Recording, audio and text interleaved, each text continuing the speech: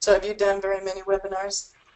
No, I've done Nor them have I. for, yeah, I've done them for an organization called CERTL, uh, Okay. Yeah, I've heard of Certle. and I don't think who else I did them for. Oh, I forgot to get rid of my shine. You don't look shiny right now. You look much less shiny than you did this morning. So, Can absorb all right. that. I'm I going to go will. ahead and turn on our webinars so I can start seeing them as they join. Yeah. But we're not actually starting, so just going to hit the start button and Okay, that is really they will close. be able to see you. So, at least I hope they can see you. I hope it's more than you and me on this. So, Yeah. Okay. There, that took care of that, I think. I've got. all right. Yeah, you should be able to see on your screen the attendees, so it's starting to pop up. We've already got 11, and Okay. yeah. So they're not looking at us, they're just not ready. They may be. Okay. Hi. Hi to all of those out there. Their microphones are muted, so actually I'm going to pick one of them and see if I can get them to talk back and make sure they can hear us. See if I can turn this person's mute button off.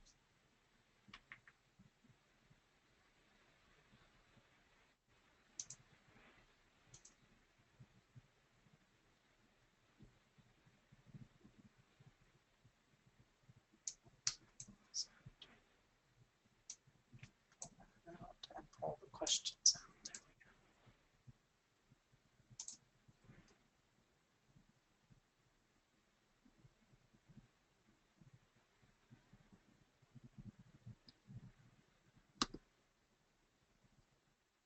Okay.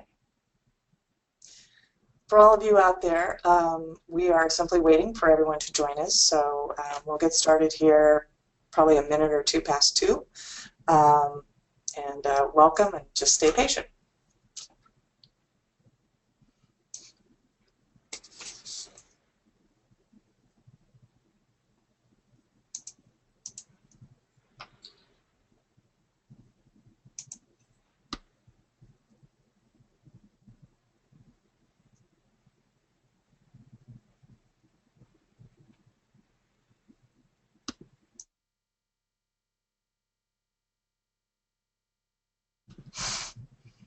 All right. So now they can hear us. For all of you who are out there, we're just waiting a few more minutes to have as many folks as we can join us. I have made, I think, Tracy Hoover live. Tracy, if you have a mic, can you talk back to us just so we can see if you are hearing us? She's probably struggling to find a microphone right now.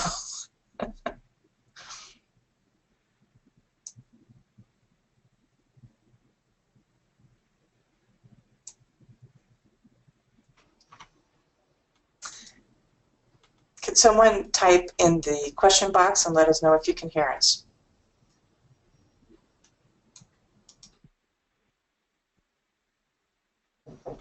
Yes. Okay, thank you, Tracy. Thank you. I'm going to remute you. I can't make it work. Okay. We'll wait a couple more minutes, AT, and then we'll get started.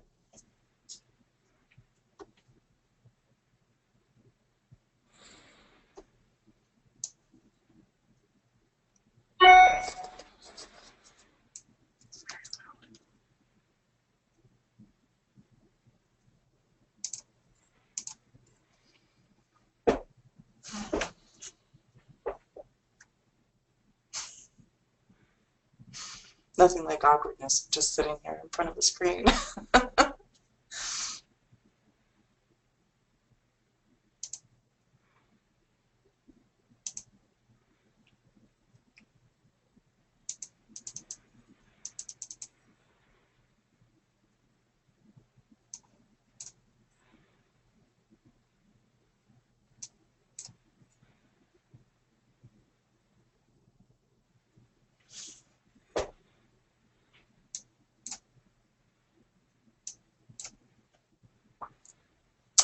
Okay, well, welcome everyone. Welcome to the first academic program section webinars, or one of the very first. We haven't held a webinar in probably 3 or 4 years, so I'm hoping this will really kick off a series of webinars on a variety of topics. I know some of you are probably not familiar with APLU, or the academic program section, so I'm going to give you a little bit of a background on those two subjects and on who we are and what we do. And then I'm going to introduce our guest speaker today, Dr. A.T. Miller from Cornell University. I feel like we're very lucky to have him with us, and I'm excited to hear his discussion of Cornell University's Intergroup Dialogue. Now, before I get started, I want to point out some housekeeping items. In your participants toolbox, which I think is probably off to the side for you, an area designated for questions. You're welcome to type your questions in that box as he goes along, and then we'll answer them afterwards. Or you're also welcome to use the little raised hand icon and raise your hand, and after he finishes, we will take questions. There'll probably be about 20 to 30 minutes of discussion that we can have. With that, I'd really like to get started. So first, some background on APLU and the Academic Program Section, or APS. So APLU is a member organization of 237 universities and university systems, and we advocate on behalf of those universities in hoping to strengthen and advance the work of public universities in the US, in Canada, and Mexico. So we do research, policy, and advocacy work on behalf of all of our members. One subgroup of APLU is the academic programs section of the Board on Ag Assembly. This section is primarily made up of designated administrators of academic affairs programs at the colleges of agriculture in all of our states and our territories. It includes the land grants as well as many non-land grant institutions across the country. So the mission of the academic program section is to try to make sure that human capital development in ag, food, natural resources, and related sciences is a preeminent concern of the state university systems and its federal partners. APS is making a very concerted effort on the topic of diversity and inclusion.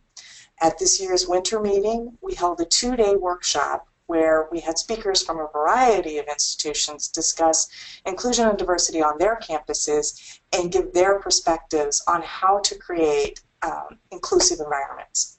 We also hosted a speaker from the National Center for Faculty Development and Diversity.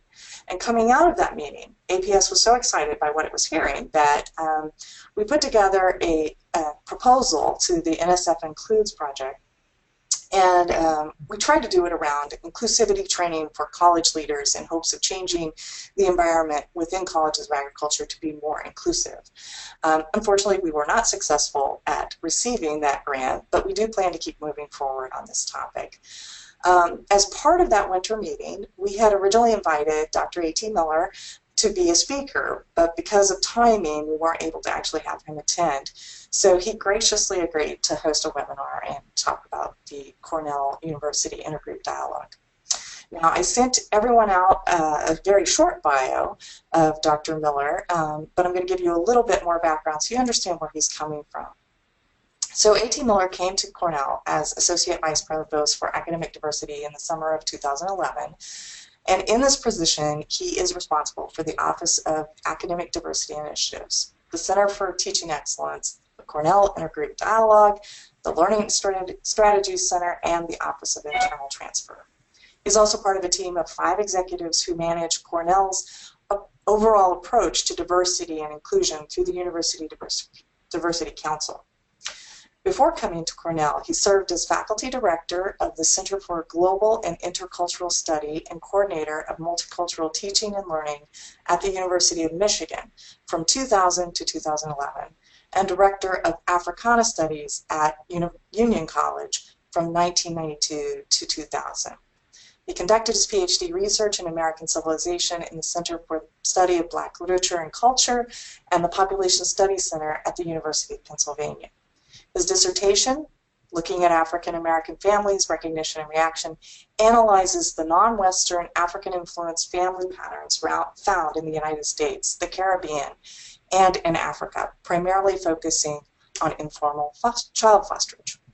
He now lives with his husband, the other half of the folk duo, on an organic farm in Scipio, New York, north of Ithaca. And with that, I am going to turn this over to Dr. A.T. Miller. I'm also going to close out my webcam so that you're not forced to stare at me through this whole thing. So I'll be back with you in a little bit. Thank you, Wendy. Take it away. Thank you very much for inviting me. I know it was disappointing when I couldn't connect live when you were holding your seminar, and so it's great to be able to conduct this webinar. And thank you, Wendy, for that kind introduction. The whole issue here is about equity and inclusion, and what we were attracted to about launching the Intergroup Dialogue Project here at Cornell is really that it's skills-based, that this is a pedagogy that works to have people work effectively across difference, not necessarily change anything about their own convictions or their own life experience or to actually equalize those differences necessarily, but to build the skills of talking through conflict, of understanding, of empathy, and with the hopes that if there's a significant number of students who have these skills, it affects the entire climate on our campuses and also the interactions that happen, the healthy relationships, ways of understanding oneself and self-reflection, all of those important outcomes of a truly inclusive environment.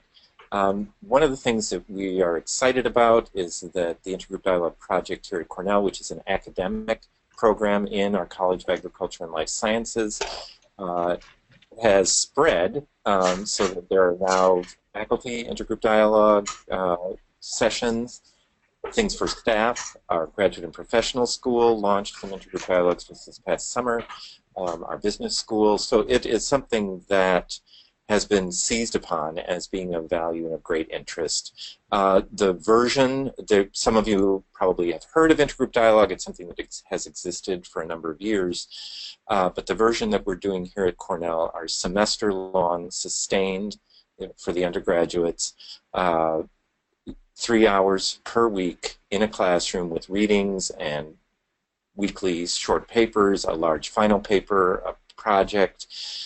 So a full 3-hour credit course. And one of the attractions for the students is that our College of Agriculture and Life Sciences has a diversity requirement for graduation, and so some of the impetus for enacting this course, which began in the fall of 2012, is related to having that kind of requirement in the college. So with that, we find what's most effective is to have the participants themselves speak. I'm not going to crowd them all into my office, but rather we'd like to show you the project video that includes those voices. So if Wendy can start that. All right. I'm going to share my screen and pull up this video.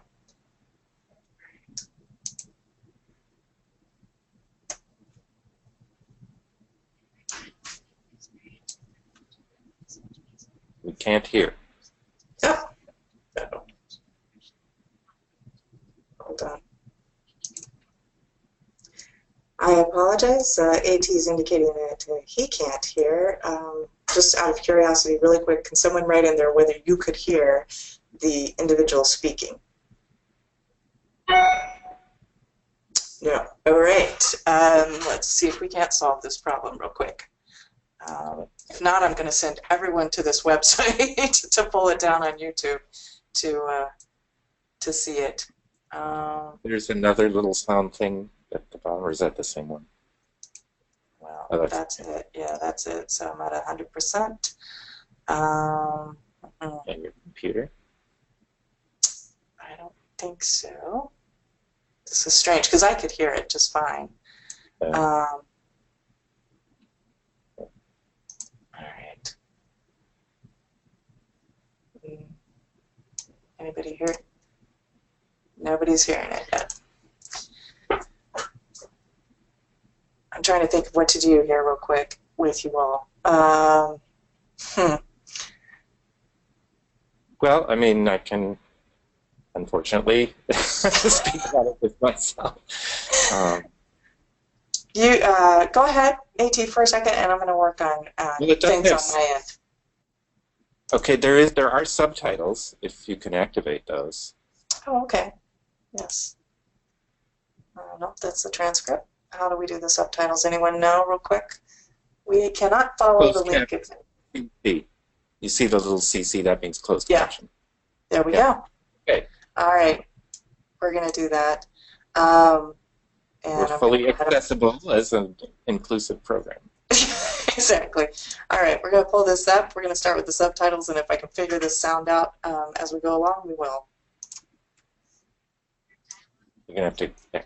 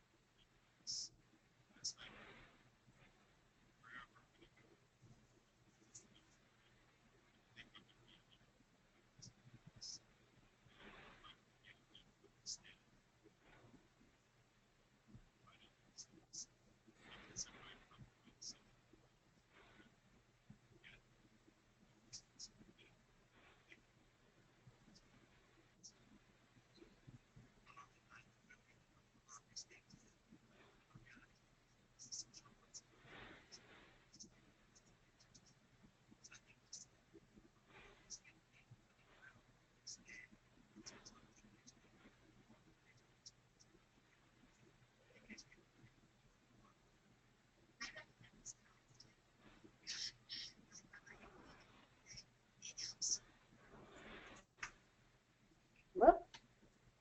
I apologize. I don't know what's going on here. I guess it's buffering. Okay. Sorry.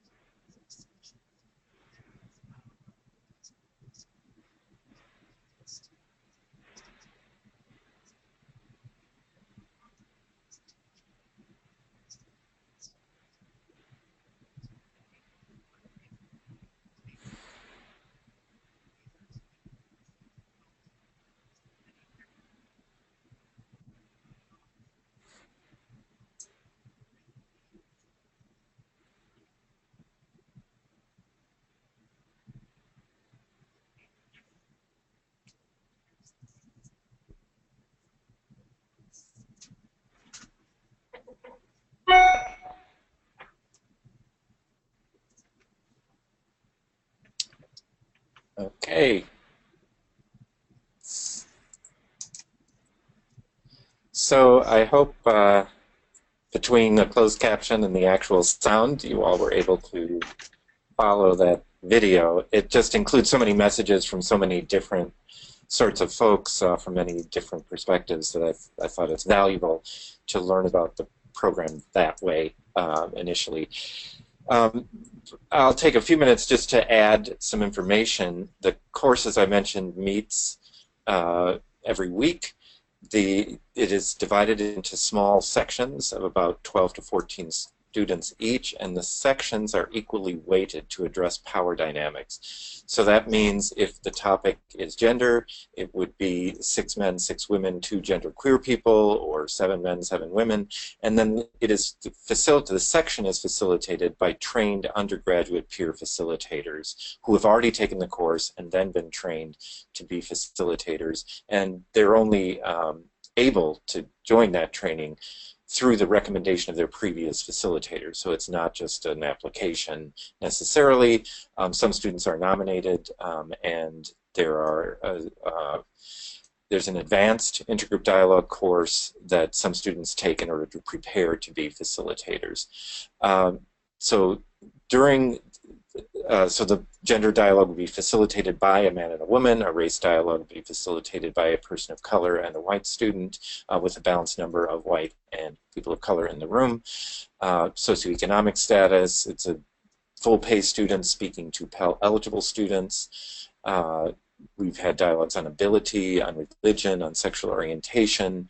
And so your section talks about only one of these topics for the entire semester. And the point is to go beyond politeness, to go deeply and really surface the kinds of conflicts, the kinds of issues of power dynamics and behavior that folks can really learn from and navigate and negotiate with each other. About halfway through, and this is done through a sort of meta-curriculum in the sense that all of the different topics are going through a similar series of workshops with different content appropriate to their subject matter, different readings, but the facilitators are in a practicum course. And so they know this is the week that all of the different sections were doing their caucus groups, or this is the week that everyone was talking about their projects, upcoming projects. They're writing weekly journal reflections. They're also write a long final paper. And then there are, in addition to the reading assignments, and the class itself is a very interactive workshop sort of format with activities in addition to what is meant by dialogue, observed by ground rules, facilitated by facilitators. The project part of this course, which starts in the second half of the semester, is supplemental to the week. The weekly meetings are still going on in the usual format with hot topics and other issues coming up. But smaller groups of the original group, usually 3 groups inside this group of 12 to 14, then come to the question of, so now that we know this about each other, what are we going to do? So it's really not just the emotional experience, which is very important. We're not talking simply about head knowledge, but because we're in a real encounter, this is experiential learning. And so it's the actual experience of how to include, how to be fully present with each other. So that experiential learning then comes to the application, a very important part of all agriculture schools, that these are applied sciences in many cases. And so we're doing that with the diversity and inclusion. The students come up with all sorts of projects that they carry out in their dormitory, in the Ithaca community, with their friends, in the middle of the quad. So many, many different kinds of projects. These are critiqued closely so that usually the first idea is not a great one or not one that is sensible or easy to carry out in the short time of the second half of the semester. And unknown to the students, the small groups that are assigned usually are putting together the people least likely to get along. So it's a real test of the skills that are being developed. Some students are not aware that this is how they've been assigned. Others notice immediately and rise to the occasion. Some of these groups produce very lasting interventions. There is a Facebook site called Class Confessions at Cornell about socio-economic class, and it is regularly updated. It's existed now for over 2 years, and people learn a lot from each other. So that was a very successful project, and there's some other similar ones that have spun out of that. The guide to LGBT-friendly religious congregations in Ithaca was produced by one of these project teams. So those are just a few examples of lasting interventions. Others are sort of performance art sorts of encounters, and then still others are a bit more, perhaps you could say, educational in a facilitated way. The course is open to all students, so they come from all of the 7 undergraduate colleges at Cornell, but the majority of the enrollments come from the College of Agriculture and Life Sciences, since it's the only college with an actual academic diversity requirement. The course is very popular. We began in the fall of 2012 with 30 students in 2 sections as a pilot, and we're now we've reached our goal. We've done now, this is our 3rd semester of enrolling 200 students in 13 to 14 individual sections on all these many topics. This was our goal because we thought, as Caitlin said in the video, that having that number every single semester, 400 students a year, would mean at any given time there would be about 1,000 students on campus with these skills. And we feel that's the kind of critical mass that any classroom, any club, any dormitory, all of these situations would at least have somebody present to, when that off comment happens or that tense moment, the way to lean in, the question to ask, the prompt to give, not the shaking finger or the shaming, but the way that we all learn more about each other, more information. We immediately had faculty members notice these skills. And again, Professor Michelle Williams mentioned in her comments how she now feels like there's always some people in the classroom in some of her large lectures that help move along exactly the things that she's trying to convey in her organizational behavior, teaching, and communication classes. So that has been noticed by people in their labs, and if you follow research on intergroup dialogue across the nation, there was a multiversity project done a few years back and published in 2012 that studied these sorts of effects. And it's possible actually to notice and measure the effect of having taken this class 8 years after students have taken it.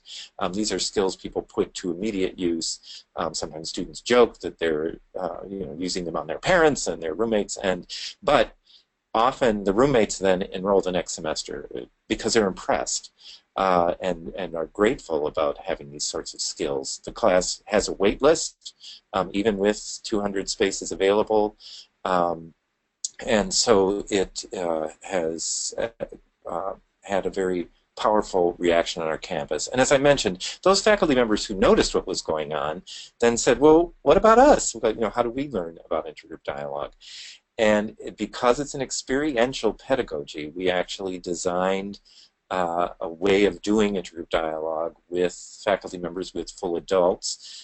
This pedagogy was developed obviously with young adults in mind and with the sorts of developmental stages they're at, but we adapted it to some positive results. We piloted that twice with groups of faculty members facilitated by faculty peers, some of the folks who themselves have led the practicum course. So a reminder that the facilitators, while they are facilitating, are also enrolled in a course, a practicum, where they are coached and also work with each other and puzzle through the kinds of dilemmas that come up when these sorts of dialogues and discussions are taking place. We tend to always put the phrase together, intergroup dialogue, because we know that the words dialogue and the practices of dialogue can be many.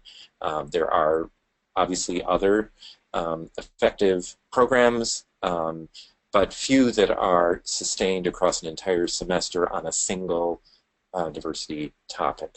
This, as I mentioned before, the single topic approach is really meant to go deeply, that the topic is deeply explored through all aspects of power and context and experience. Students, when they sign up, fill out a demographic information sheet. So if I'm signing up, I say, well, if the dialogue is about gender, I'm male. If the dialogue's about race, I'm white. And then I express my preferences. There is, of course, then the effort. Everyone is placed who gets into the course, and the appropriate facilitators are available. There is some determination depending on the schedule. Not every topic is offered at every time slot, but the bread and butter, most popular topics are the usual: race, gender, and socioeconomic status, class. Some of the other topics, ability, for example, and sexual orientation, have great interest, but the people who are, the enrollments obviously depend on a balanced classroom of people willing to speak for a semester long about identity and about their life experiences. So, as well as the availability of trained facilitators. We also did dialogues on religion, and I know that those have, in many locations, been carried out successfully.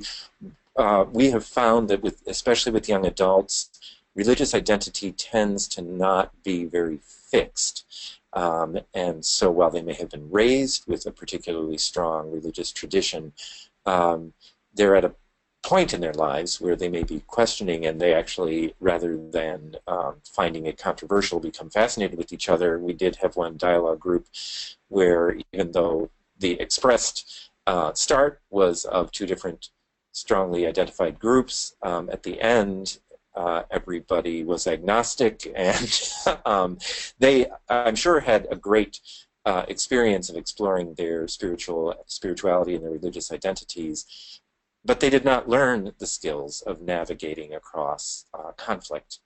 They did not experience them. They learned about them. They certainly explored them. But as I said, the experiential nature of the course meant that we have found it a difficult. We're currently not offering the dialogues, but we are open to figuring out how to gain traction. As you might guess, given the extraordinary and disturbing news and all sorts of incidents over this past summer, in addition to fraught fall and political season, the dialogues are noticeably different this fall in a both challenging and very productive way.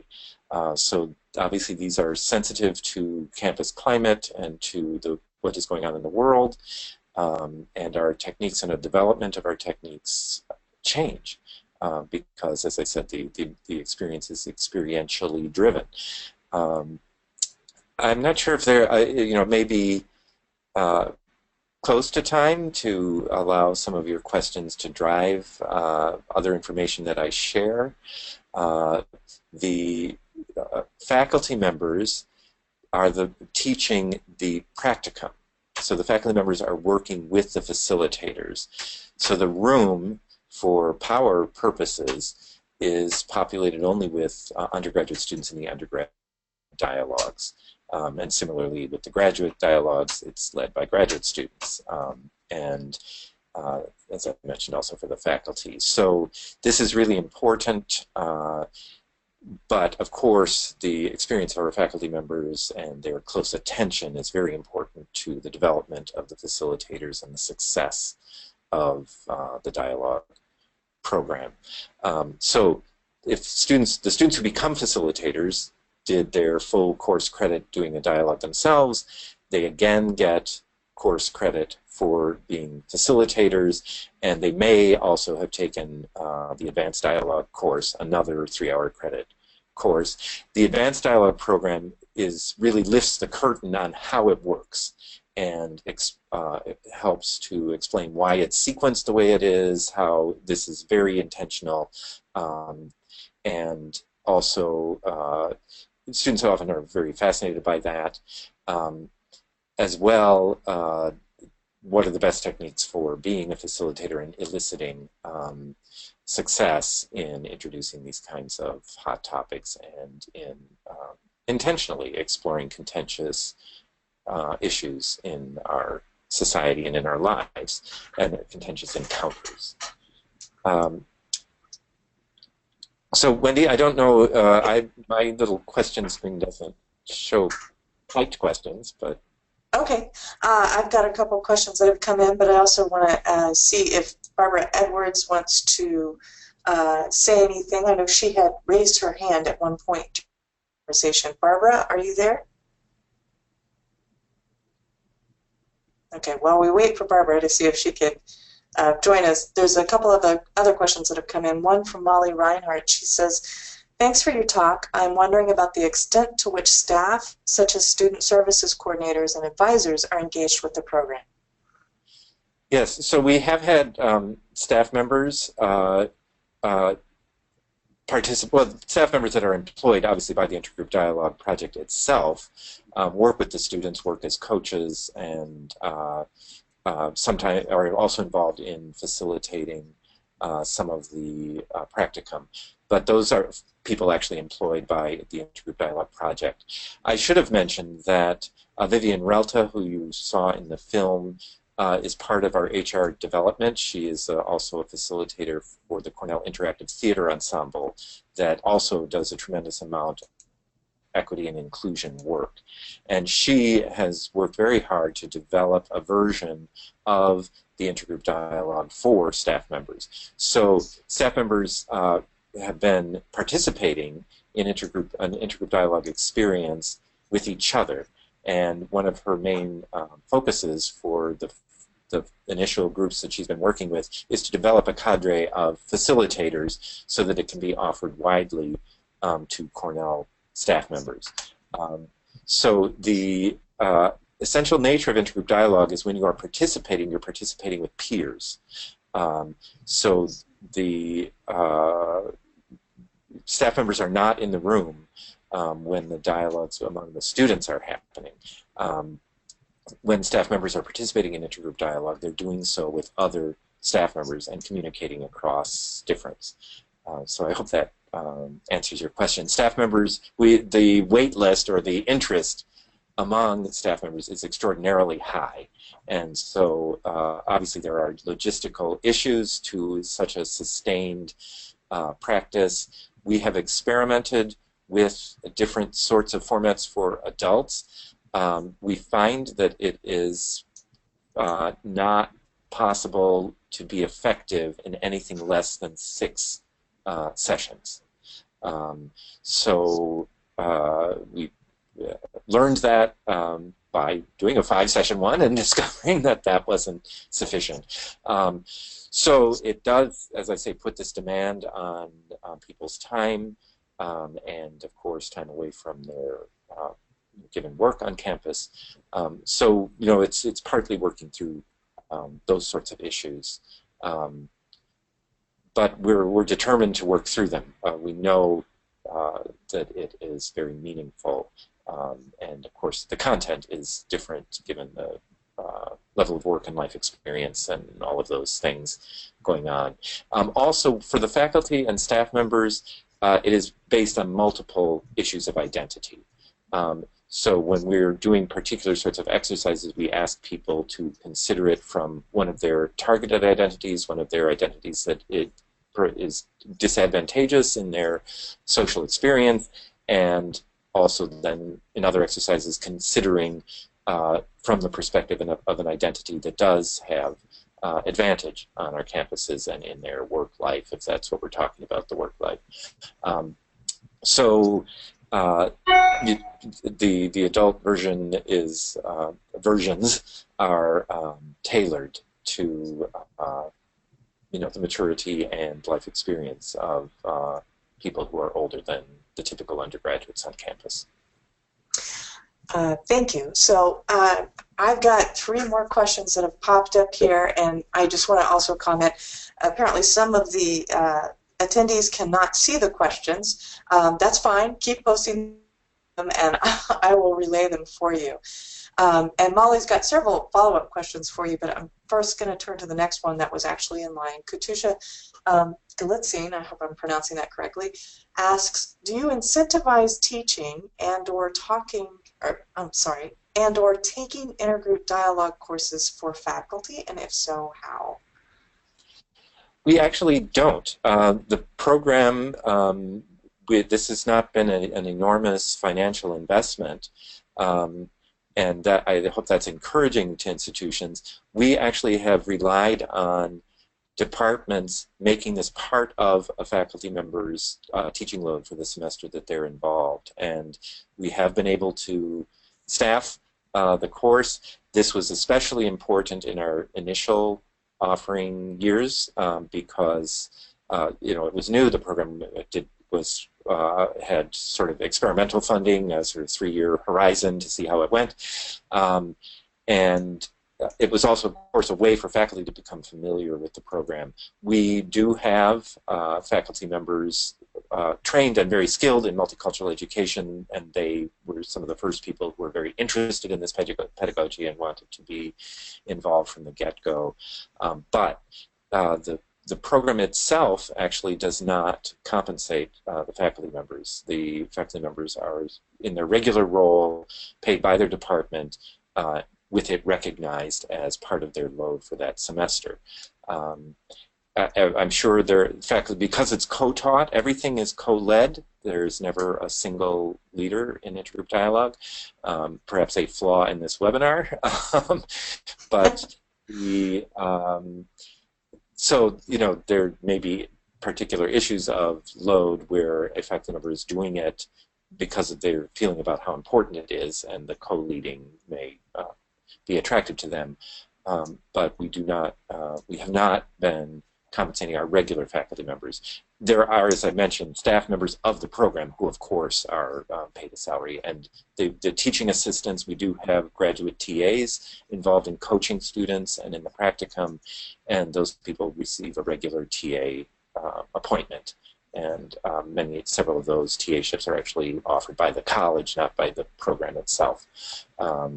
So it's a joint financial collaboration between the College of Agriculture and Life Sciences, the Provost Office, and the Vice President for Student and Campus Life. All contribute funds, and the College of Human Ecology is also involved in providing TAs. So, and then the other colleges are involved in contributing faculty. We've had faculty members from architecture, art and planning, from arts and sciences, and students from all of those colleges. Colleges also support student participation because it fulfills various sorts of requirements, not just the diversity requirement in agriculture and life sciences, but various distribution requirements about society and communication and those sorts of things throughout our various undergraduate programs.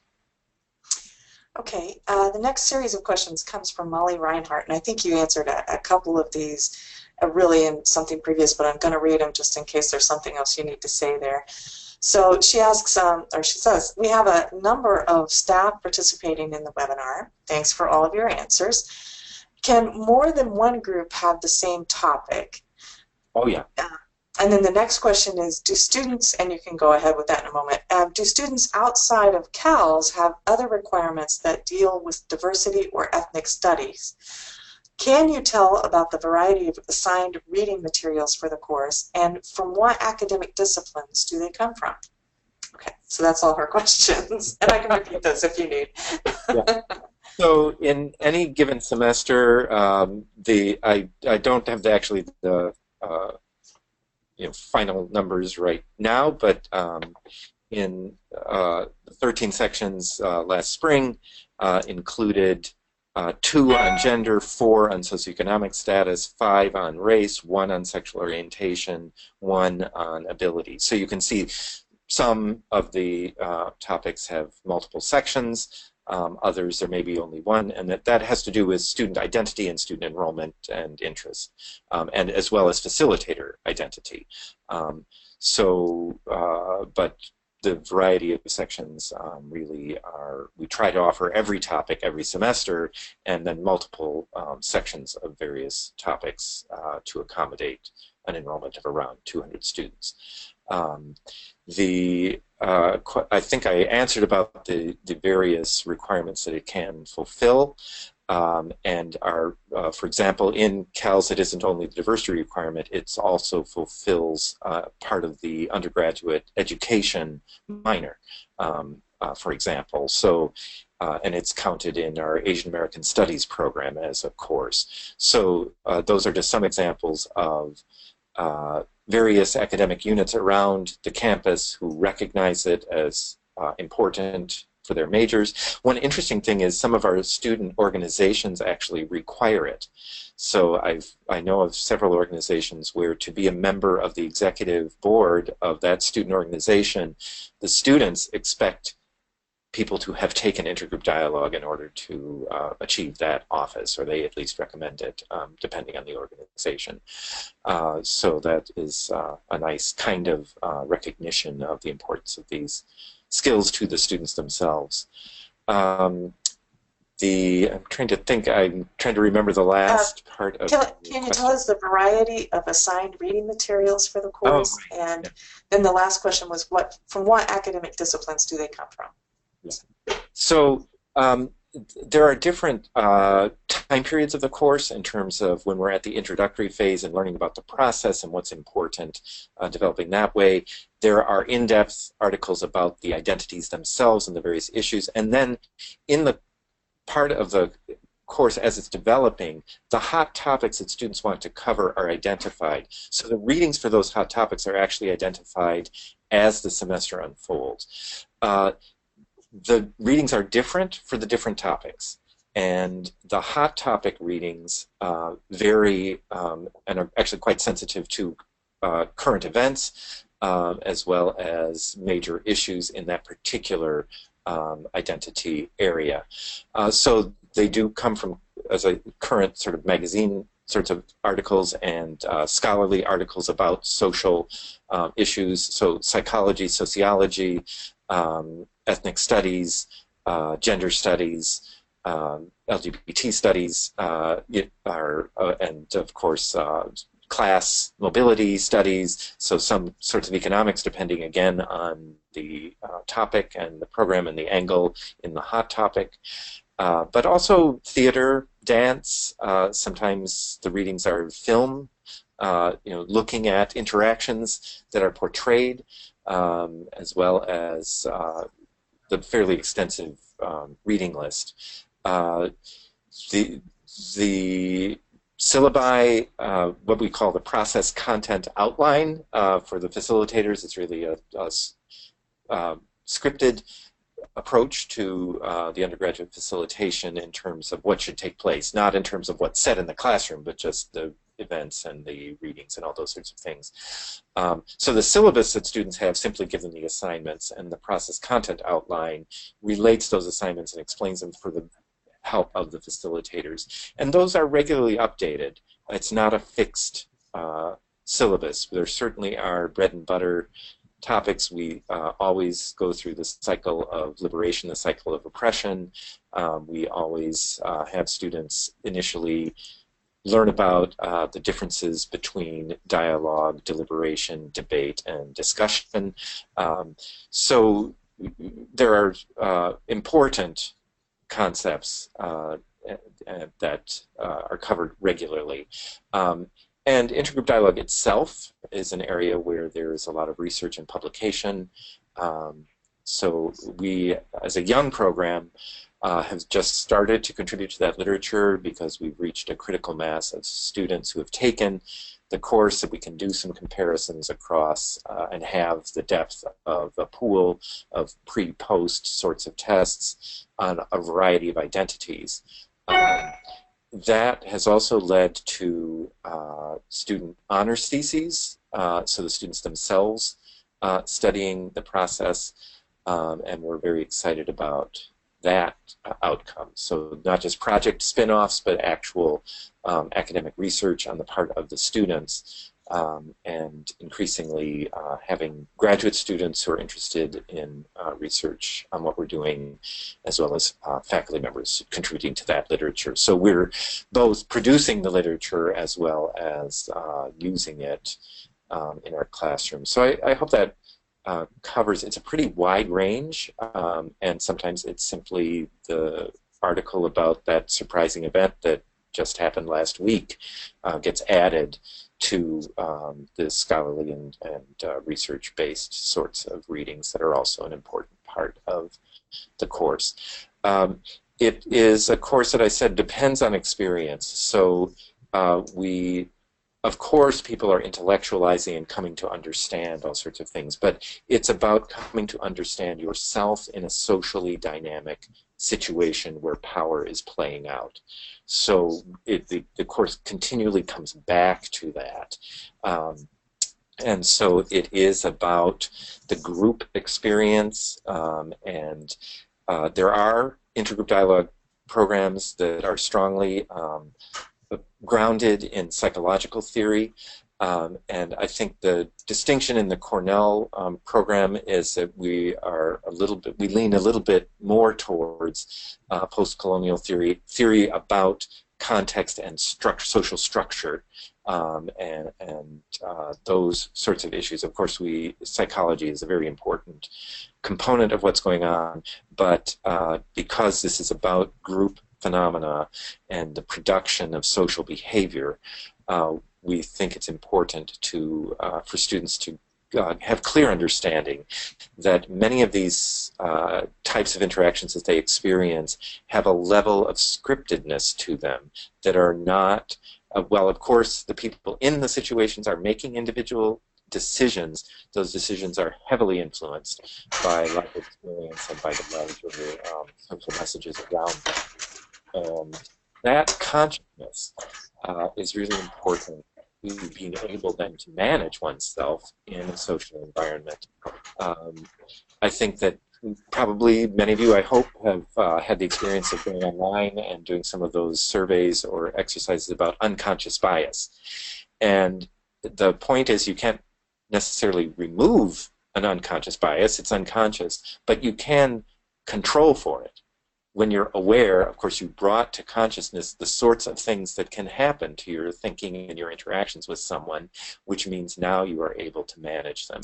And this is really what we're talking about. We're not talking about changing your frame of reference or changing your mind or somehow waving a magic wand and your whole life experience disappears, or the influence of American advertising will no longer be on you. No, that's an unrealistic expectation. It is about how does one reflectively, reflexively, and respectfully work to manage oneself in social contexts, to observe, to helpfully intervene, to know when it is inappropriate to speak and join into something. And there aren't rules about that. It's not cookbook. It is about skill.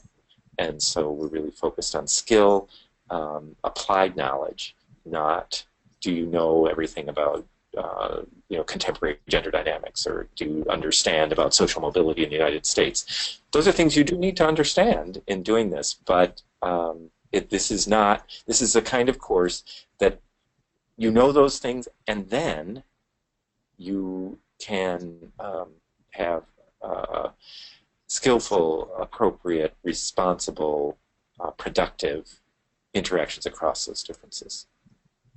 Okay, we have one last question, and it probably better be our last so that we can wrap this up at 3 o'clock. I think our timer will go off here in a little bit and shut the whole thing down if we don't. So, has the university experienced any pushback from parents, lawmakers, or other constituents? And that's coming again from Molly Reinhardt. Okay. Cornell is an oddly organized land-grant university in the sense that our governance, I know that many of you may be at institutions where state legislators and others can and do think about and become part of the curriculum or make comments or, you know, all of those sorts of things, as well as constituents on campus. I think that because people recognize that our pedagogy is respectful, that one is not asked to change their views. This is not meant to be indoctrination. This is skill development. And we're very clear about that.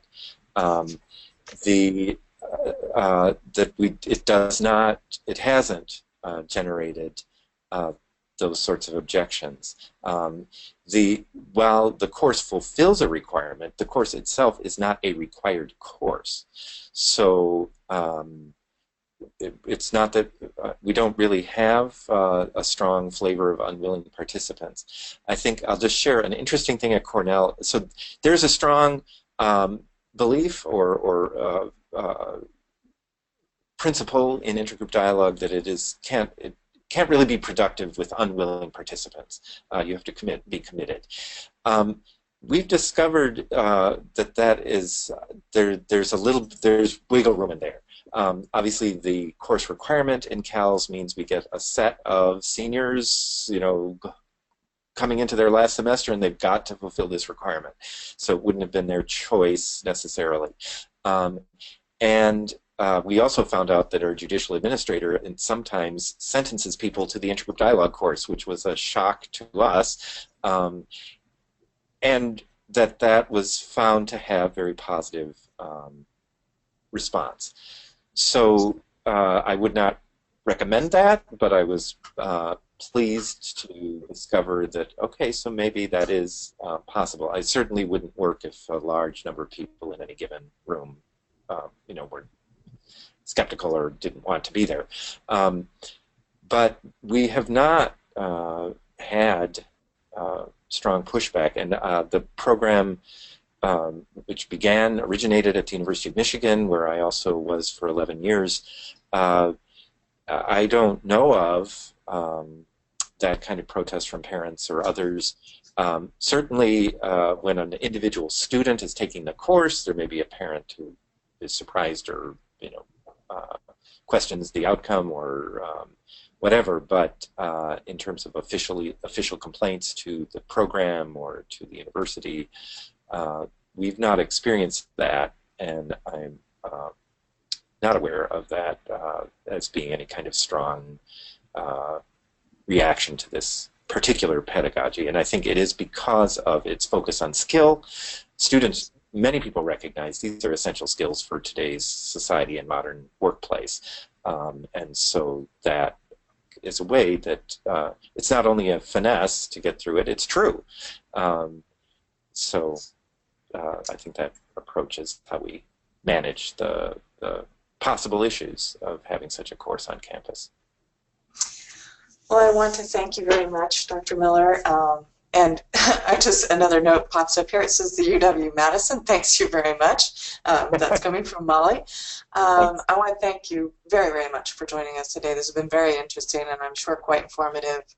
As you saw from our registration list, many of our registrants were kind of coming in teams, so I think there's several universities that are very interested in what you're doing there and probably looking for more dialogue. So don't be surprised if you get contacted in the future by some of them. The University of Michigan runs an institute every summer in June about how to implement an intergroup dialogue program. So not that I'm trying to avoid your questions, but it's a great place to really learn how to get all of this off the ground. And I went to it before I started it here at Cornell. Okay, I will share that information more broadly so that folks can go there if they're interested in more information. But thank you, and is there anything that you would like to say to end this? Just thank you so much for being part of this webinar today. All right, with that, we'll sign off. Thank you. Bye-bye.